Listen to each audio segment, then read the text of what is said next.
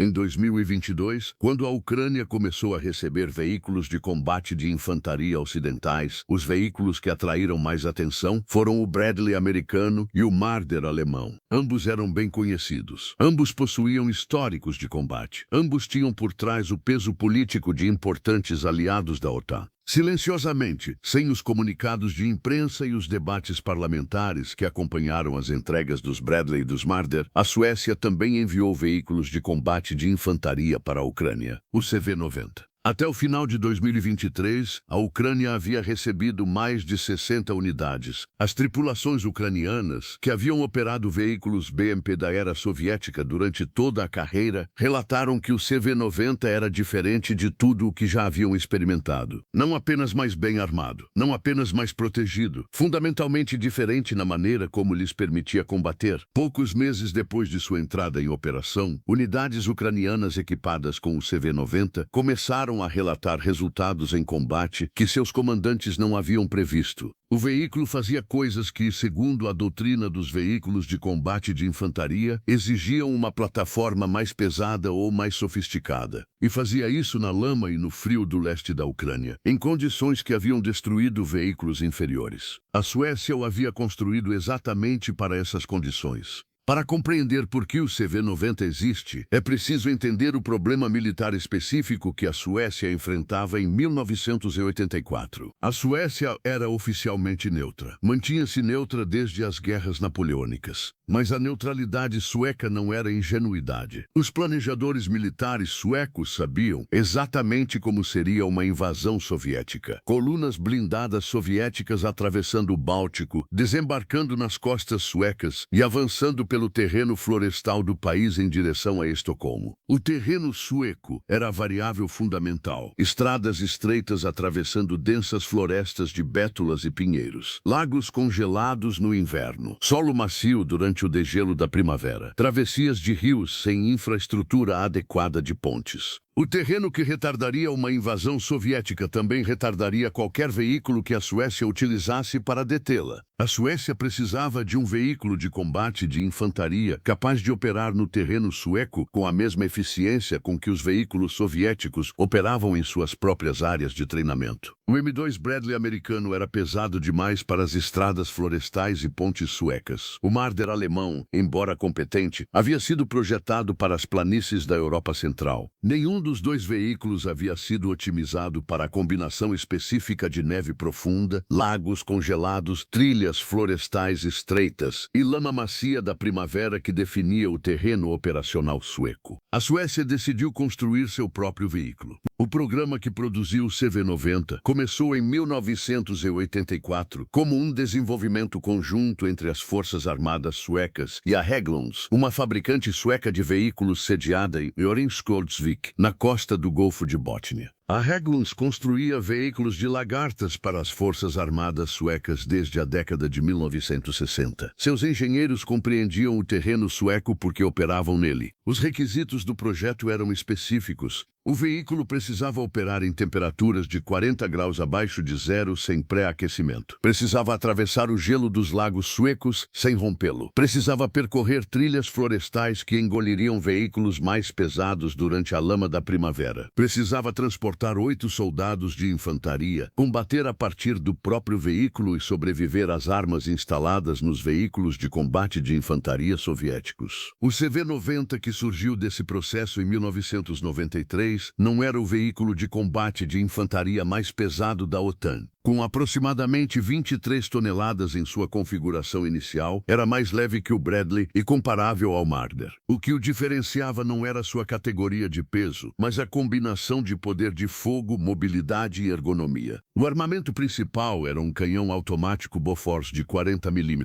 a arma mais poderosa instalada em qualquer veículo de combate de infantaria de produção quando ele entrou em serviço. O projétil de 40 mm era significativamente mais letal especial contra blindados leves do que os projéteis de 25 mm disparados pelo Bradley ou os de 20 mm utilizados pelo Marder. A 2.000 metros, o projétil APFS-10 de 40 mm podia penetrar a blindagem lateral de um veículo de combate de infantaria BMP-2, destruir um transporte blindado de pessoal BTR-80 com uma única rajada e neutralizar a infantaria em posições preparadas com mais eficácia do que qualquer concorrente. O canhão disparava 300 projéteis por minuto. A torre era totalmente estabilizada. O artilheiro podia atacar alvos em movimento a 2.000 metros enquanto o próprio CV-90 avançava em velocidade máxima sobre terreno acidentado. Os engenheiros suecos haviam aprendido com a experiência do Merkava israelense, com as pesquisas sul-africanas sobre veículos de rodas e com todas as análises posteriores a 1903 sobre aquilo que os veículos de combate de infantaria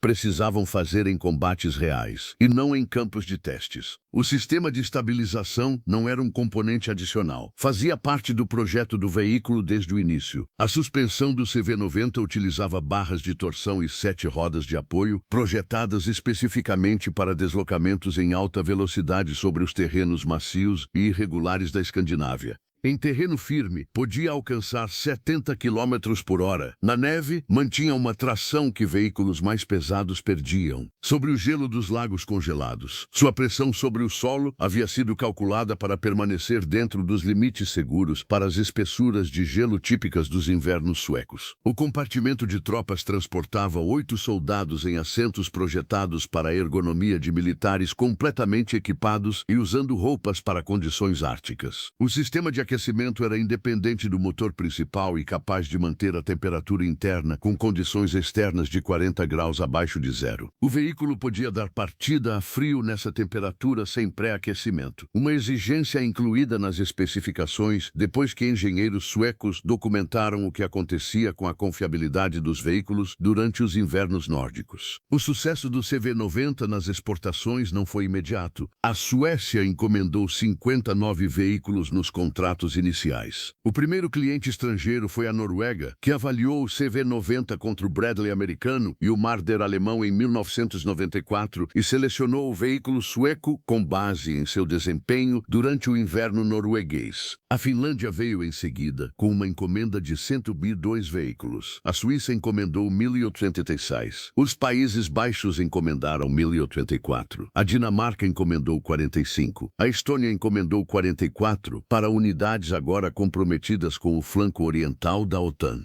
Então, à medida que o histórico de exportações do CV-90 crescia, algo interessante aconteceu. Analistas militares começaram a comparar os dados de desempenho do CV-90 com os de seus concorrentes americanos e alemães. O canhão Bofors de 40 mm superava consistentemente o canhão de 25 mm do Bradley em penetração e letalidade a longas distâncias. Os sistemas eletrônicos do CV-90, atualizados ao longo de versões sucessivas, igualavam ou superavam o sistema de controle de tiro do Bradley em testes comparáveis. O desempenho ártico do veículo pertencia a uma categoria diferente da de qualquer concorrente americano ou alemão. As 8 nações que o operavam relataram índices de disponibilidade superiores aos dos veículos que ele havia substituído. Até 2022, mais de 1.200 CV-90 de todas as variantes haviam sido construídos. 8 nações operavam o veículo, não porque o marketing sueco fosse eficaz, mas porque o veículo apresentava desempenho superior ao dos concorrentes nas condições em que essas nações esperavam combater. Quando a Suécia decidiu enviar CV-90 para a Ucrânia em 2023, o veículo já havia sido comprovado nas condições árticas da Noruega e da Finlândia.